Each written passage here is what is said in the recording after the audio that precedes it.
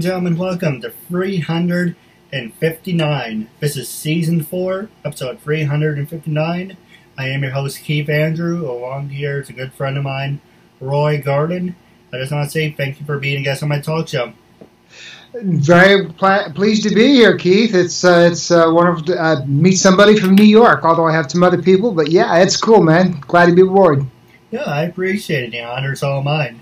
Starting off, people know about my speech, but for people who are new, the whole point of my talk show is to show people that even with having a learning disability, I can still amount to something. And at the same time, I'm able to turn myself into an example for people out there dealing with any types of learning disabilities and disabilities. But you should never give up. You should prove to them you can still amount to something. So that being said, half hour, 45 minutes of your time. Starting off, what can you tell us about yourself? Well, in a nutshell, what I do is presently is I own my own company. It's called FDMC Social and Digital Media. I do social media consulting, social media platforms. I do web hosting and website design. And my main forte of my business, though, is I do video production. I've been an actor ever since I was a kid, and so I've taken what I've learned from that and built a video digital media company. And I also am an independent film producer and director, and I make short films for film festival circuits. Oh, that's amazing. And now I looked up your bio. You're on a couple of great TV shows. We're going to get to that in a couple of minutes. But starting off, what can you tell us about your company? You know, who influenced you and how does that work? Well, I'm officially retired, and FDMC Social and Digital Media, my wife and I put together a couple years ago. I kind of dabbled in it part-time before I retired from an information technology company that I work for locally here in Central Florida. And from that, I basically took the company to the next level and became FDMC Social and Digital Media. Now, it actually stands for Florida Dude Marketing Concept. So if you can get that, you know, beachy, Florida, sandals, flip-flops. But in all serious note, I basically try to help the baby boomers, some of the older people, small business owners and mom and pops of this world, to help them understand social media, everything from Instagram, what we're doing here with Skype, Snapchat, Facebook, Twitter, LinkedIn, all the social media platforms, and try to help them understand how to use it for marketing and help build their branding on their business. Well, if you're up for it, I would love to work with you on that. Absolutely. Anytime, Keith. Now, let's use me for a perfect example. Because, you know, as of right now, thanks to you, I have over 782 people. But hopefully it will go up. But right now, let's say 782. And Facebook fan page is over 400. Now, with the message I have, what would your examples be? The message that you presently have that you use on your marketing or your branding for your radio show as well as what you do is, in a nutshell, you're already doing the right thing. Your videos that you do on YouTube, and I didn't really get into YouTube, but that's really a growing, you know, digital video, to be honest with you, is where it's at with millennials, Generation X, Y, whatever. You know, even as I'm trying to do with older mom and pops, digital video is where everything is heading toward. Well, you know, be it on Snapchat or Instagram, doing video live feeds like we're doing here. We could actually go live with Skype to the entire mass if we wanted to, other than record it. But you got to have a message and a brand, and you've already done that, and I'm very proud of you. You're on your way to bigger and better things. I can tell you that right now, just from what I've read about you and what other people say about you. You know, kudos to you, man. You're getting it together. No, I appreciate it. You know, hey, you help me, I help you. But no, actually, you did mention one thing that's very interesting. You said Skype now has something called going live. What's that? Well, correct. Like with Facebook Live, with Skype, you need some software. But if you ever looked, if on your, let's say you have a Facebook business page, you can do live broadcasts. Like here with my cell phone, you and I have been chatting on our cell phone. Well, there's a little button on there. You can hit the video camera, and you and I can go live back and forth on Facebook. But Facebook Live has been integrated into small businesses, even Fortune 500 companies, where they do live broadcasts where they've got a special event, say the unveiling of a new product line or something like that. You can do that with Facebook. You can do that with Instagram. You can do that with Snapchat. And there's some others out there. Periscope, which is part of Twitter, is another way you can go live. So even with what you're doing, if you've got something really hot going, a very important VIP guest or something, and you want to put it out there on YouTube, again, I didn't even mention that. YouTube is another source where you can do live broadcasts. I've done it myself. You don't need any special tools actually to do that. And even with your web camera that you're using right there for you and I to talk to each other, hey man, you can talk to the entire world if you want to. No, absolutely. But the only downside is if you don't have, because I live at home and I share the internet. If you, like for an example, you and your wife live by yourselves, so you can do whatever you want. But if you live in at home and you have multiple people on the internet, then it kind of eats up the broadband, and so it makes the internet a lot slower for everyone else. That's the only downside about doing everything live. That's true, and this is something that I would recommend to you or anybody else that's attempting to do it. Like with my business, since I deal in a lot of digital video and doing video production and editing, what you need is basically you need to have a broadband. You need to have at least 60 Mbps going through, whether your cable provider can provide that. The highest speed that you can possibly afford and deal with will give you better push on your video. And you're right about bandwidth. You probably found this if you're on the internet more in the evening, if you don't have Wi-Fi, which I'm sure you do, but it can eat away. So you need to have a private server on your Wi-Fi if you can, a router, and make sure you have a password where it's private so nobody can tap into your signal, right. and keep things going so where you're actually can put out a good strong video product. No, absolutely, and well, on the subject, I have all that, but still, when you have multiple people on, they're using the feed. Yep. It cuts in and out. That's true. It gets choppy, and I've had that happen to myself. And one mistake a lot of people make is if they don't have a strong bandwidth, they try to broadcast in high definition 1080p, which they want to do live, and if you don't have it, you see that choppy video. A trick to that is, of course, to go down to 480p. Yes, it's going to make a little bit smaller picture, but it's also going to be clear. So when people try to go high definition or even try to push 4K and they're not knowing what they're doing, well, there goes your picture. No, I agree with you. Now, for a perfect example, what do you do for editing? What's your favorite editing software? And you know how Fox News has their logo on the bottom left hand of the screen? Mm-hmm. Do you know how to do that? Or Yep. Yeah, I do. There's a lot of people like Adobe.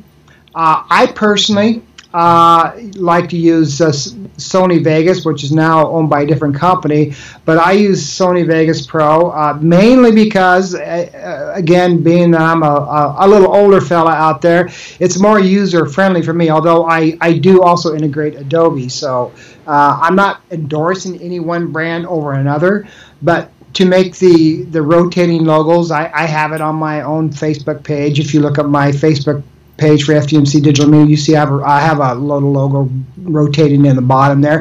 It's not that hard to make, but yes, I do those things.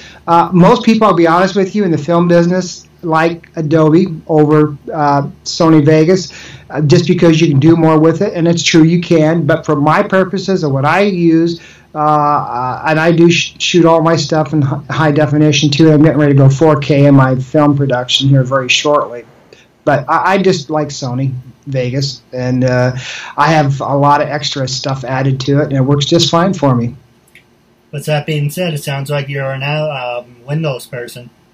Yes, you got it right. That's the trick you just found there. I am a Windows person, have been for a long time. I have nothing against Apple software. My degree is in broadcast communications, and I've used Avid products when they first went from analog to digital.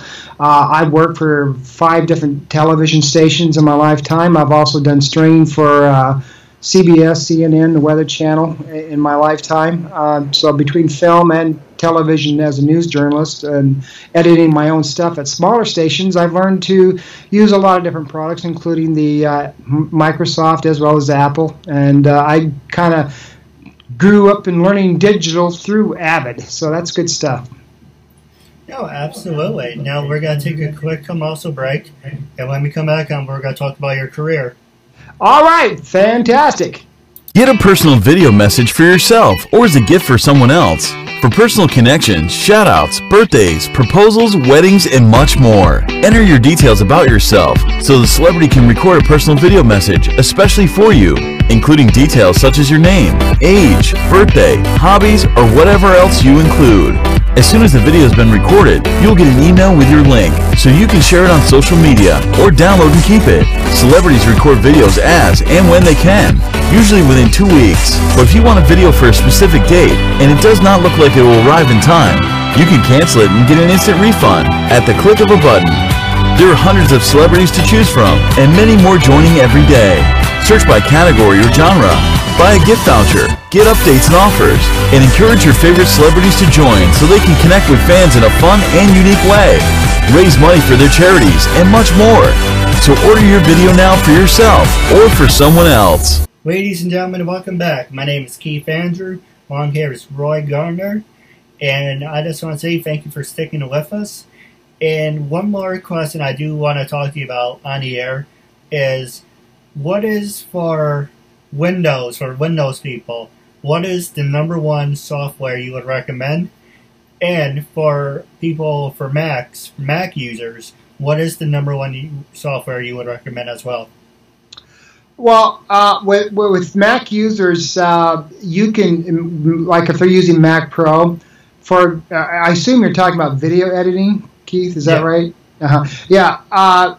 Again, you can use Adobe Elements in with Mac. They make it both for Windows and for Mac. Same with Sony Vegas Pro. It is available for Mac and or Windows. So no matter what software you choose out there, almost all of them now have made it to where they're either adaptable for Windows or for the Mac products. Avid actually makes what's called prosumer. It is a professional consumer line that you can order online and use that for well. For people who are just starting out in video, I wouldn't recommend going that deep because you're going to be confused. Even with the simplicity of Vegas Pro, which I use, unless you have some experience in video editing and production, you can get lost with it very easy and get frustrated.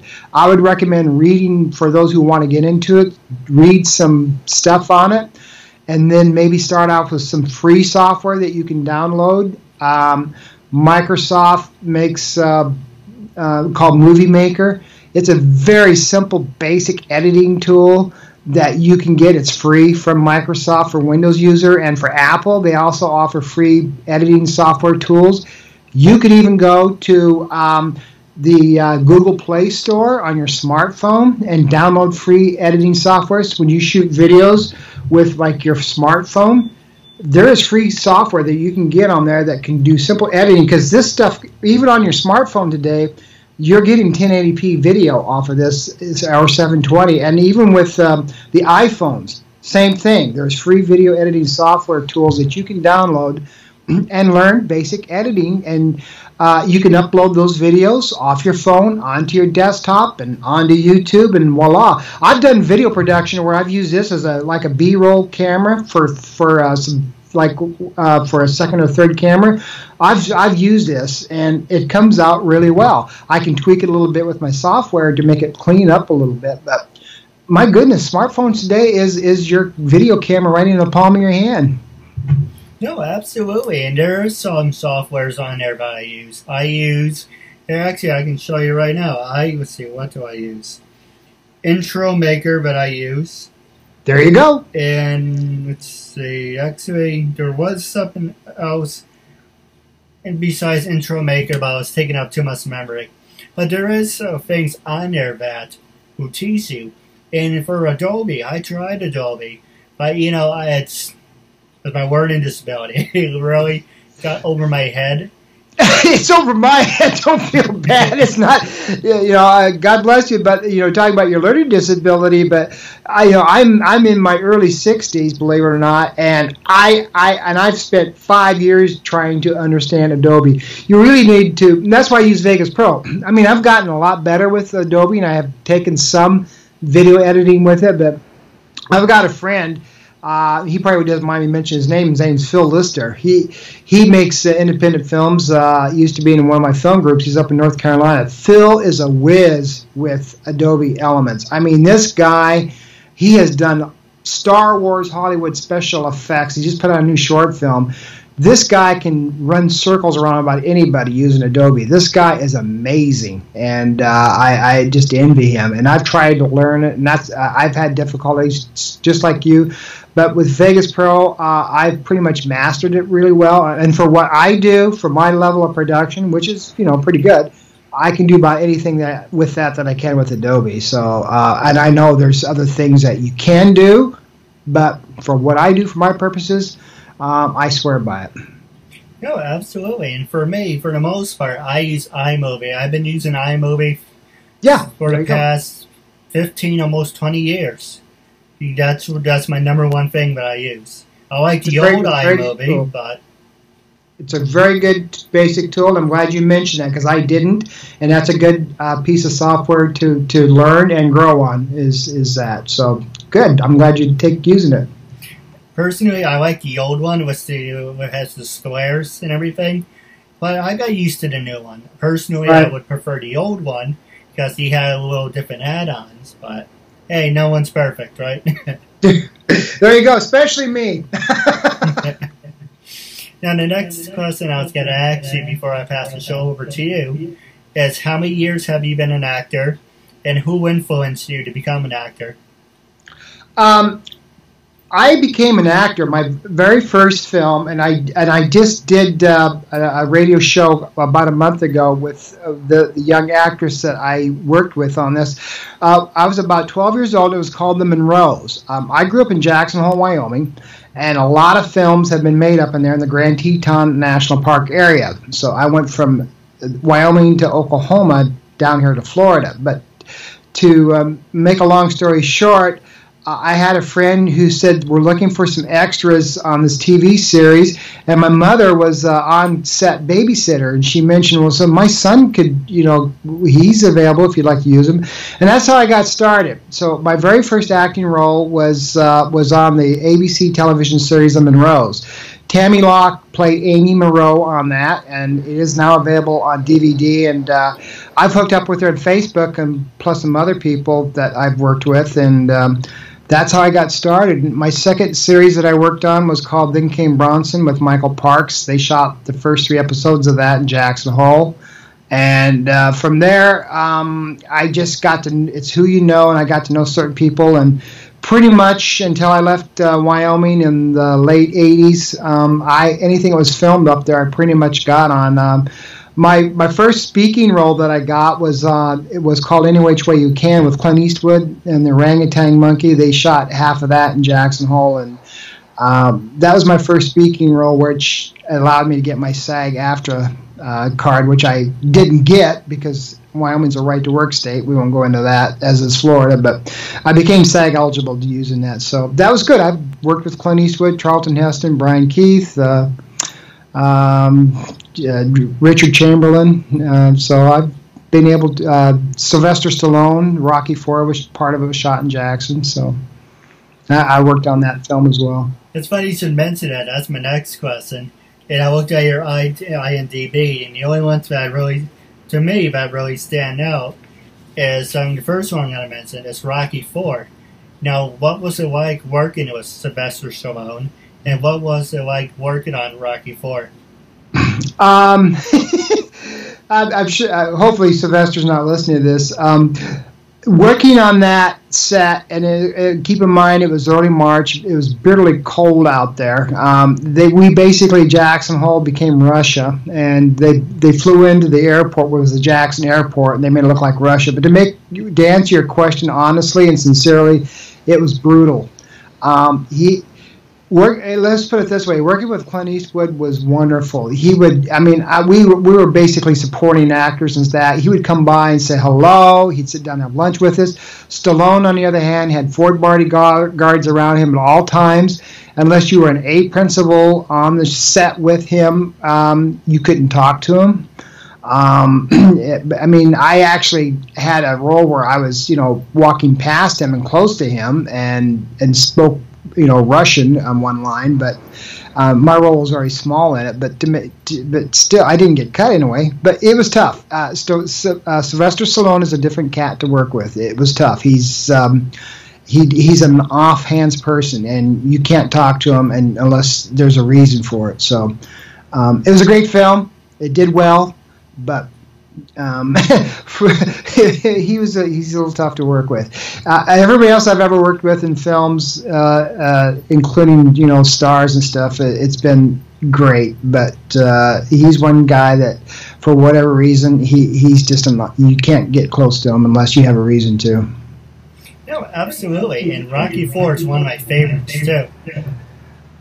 Yeah, it was a great picture. All the winter scenes is actually Jackson Hole, Wyoming. The actual fight takes place. They use Toronto up in Canada and parts of California, but all the winter scenes where Rocky's in training and you see the Russians driving around watching him. That was all Jackson Hole, Wyoming, and Grand Teton National Park in the airport area. The interiors were shot. Some of them were shot in Jackson Hole, and some of them were shot in California, but all the interior training with the Russian fighter was in California and Canada, but the interiors was all Jackson. And when he stands up there and does the famous screaming, that's on top of Teton Pass in Jackson where they shot that. So, yeah, we've subbed for a lot of things. The Mountain Men with Charlton Heston and Brian Keith, that was all in Jackson Hole as well. That was a good film. Now, the next one I'm going to ask you, I'm going to pass the show over to you, is Burn Notice. Burn Notice, yeah. That was The Nature of the Beast. Of course, that's off the air. That's been, 4 years now? But I got my face smacked in by the stars, and I was a Russian, I'm stuck on Rocky 4. I was a Colombian ADC agent, and it was a small role, but I actually got a clip in the promo tag for it, which they ran on USA Network. Got a 3 seconds on screen there, and I'm in the last 45 seconds of the film getting beat up by Jeff and the stars and and shot at and hit, and I didn't have any lines in that, but I did get some great close-up, and I got a stunt work bump because I had to learn how to take some falls, and I worked with a stunt man. That was a 12-hour shoot for 45 seconds of on-air time, but at least I made it, so I'm happy. No, absolutely. And what were some of your favorite moments? And I'm going to ask you about the same thing about Rocky, but let's talk about Burn Notice. What were... Don't mind me, you guys had a brain fart. That's all right. Burn Notice, it was the scene that I'm in was outside of Fort Lauderdale on a dirt road. I was on set I had to leave Palm Bay, Florida. I know it's going to be hard for anybody to envision this, but Fort Lauderdale from Palm Bay is about a 2-hour drive. It was a last-minute call because it was a reshoot. They had somebody else do that scene earlier, and then they had some editing problems or technical difficulties. My agent called me and asked me if I was available and tried out for it. And I did, and I went down there at about 5 o'clock in the morning, and I was on set for 12 and a half hours. I got home about 10 o'clock at night, and just because of a lot of downtime, they had to rig the truck for special effects for shooting bullets like it was getting shot with bullets. I had to work with a stunt coordinator because I got punched in the stomach and thrown against the truck and had pads put on and stuff, and had to learn how to do a fall. And then a lot of stand around times, and then Jeff and the Stars showed up and did their scene with the guy getting the sack thrown over his head. So all of this stuff is fun.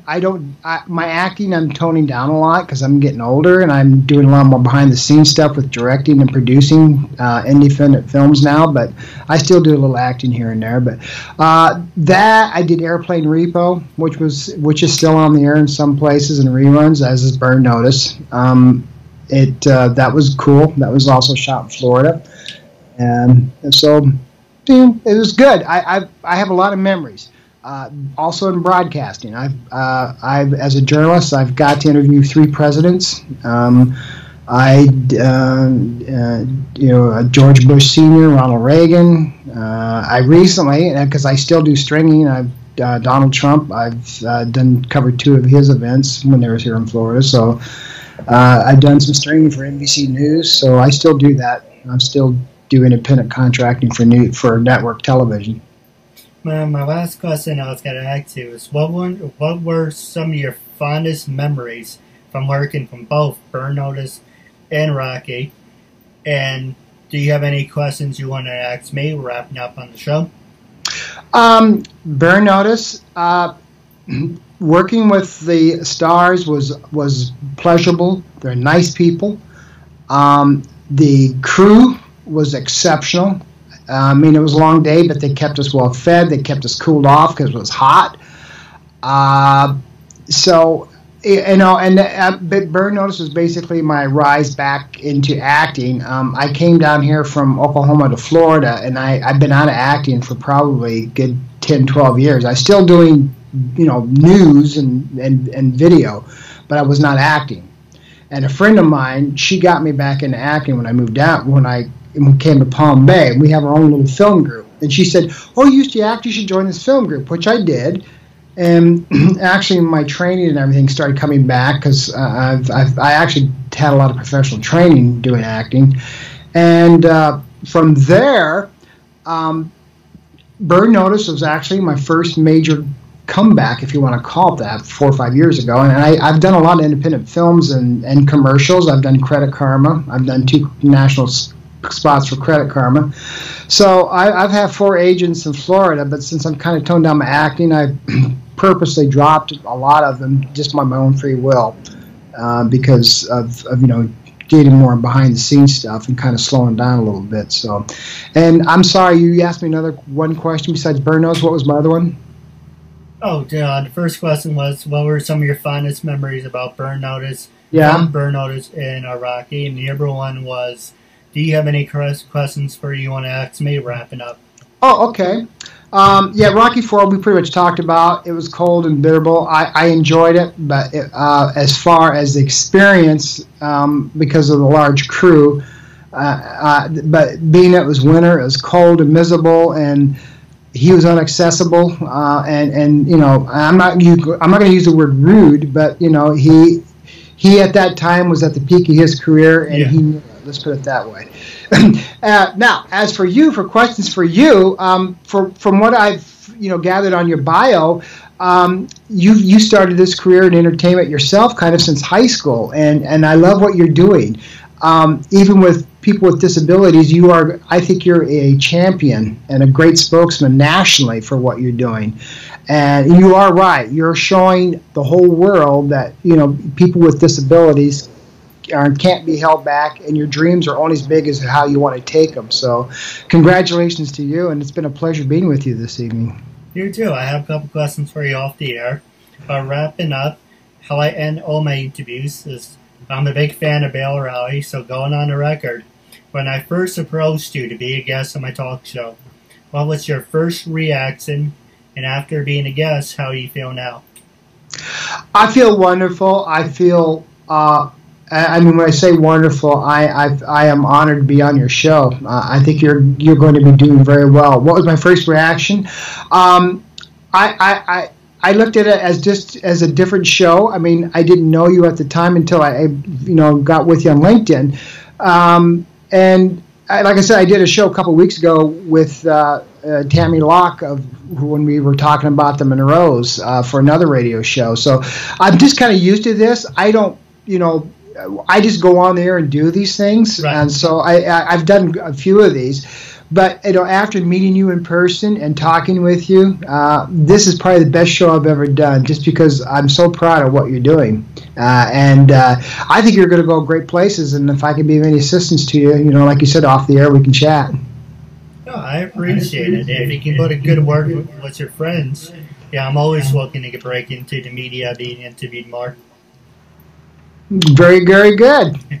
Just throwing it out there. But why not? I would too. So stay tuned. I have a couple questions for you off the air, but wrapping up our segment. It was a real honor and privilege to have you as a guest, and I'm looking forward to building a friendship with you as well. Very good. It was a pleasure to be on your show. Thank you so much, and hopefully we can do it again. No, absolutely.